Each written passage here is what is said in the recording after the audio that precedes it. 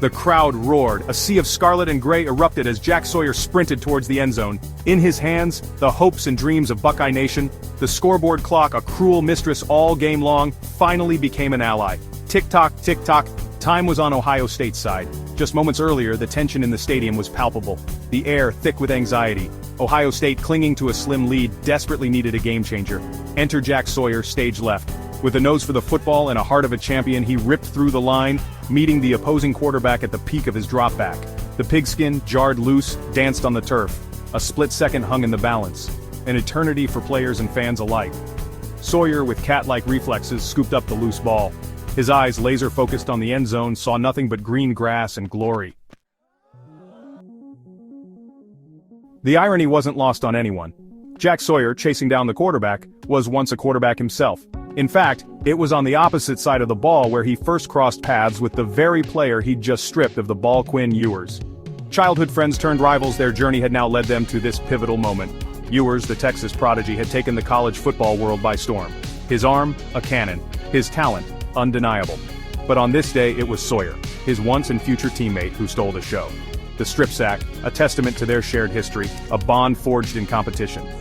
"Quinn and I, we go way back," Sawyer admitted after the game, a hint of empathy in his voice. "He's a heck of a player, just one of those plays, you know?" SAWYER'S, gracious in defeat, echoed the sentiment. "Jack made a great play, that's football." The fumble return touchdown, as exhilarating as it was, wouldn't have been possible without the grit and determination of the entire Ohio State defense. Backed up against their own end zone, they stood tall when it mattered most.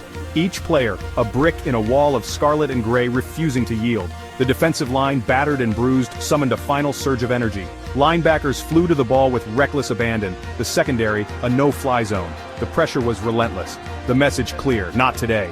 "We knew we had to make a stand," said senior linebacker Tommy Eichenberg, his voice hoarse from screaming. "Our backs were against the wall, but we never lost faith. We knew what we were capable of." The roar of the crowd when Sawyer crossed the goal line was deafening. The stadium shook. Confetti rained down from the heavens. Ohio Stadium, the horseshoe, transformed into a scene of pure ecstasy. Buckeye Nation, united in jubilation. Decades of history, of triumph and heartbreak, converged on this singular moment. The ghosts of championships past seemed to whisper their approval. This was their team. These were their Buckeyes. And they were going back to the national championship. "Unbelievable!" exclaimed Coach Day after the game, a wide grin plastered on his face. "These guys, they never gave up. They fought for every inch. I'm so proud of them." As the team hoisted the conference championship trophy, the message was clear. The Buckeyes were back, and they were ready to reclaim their place atop the college football world.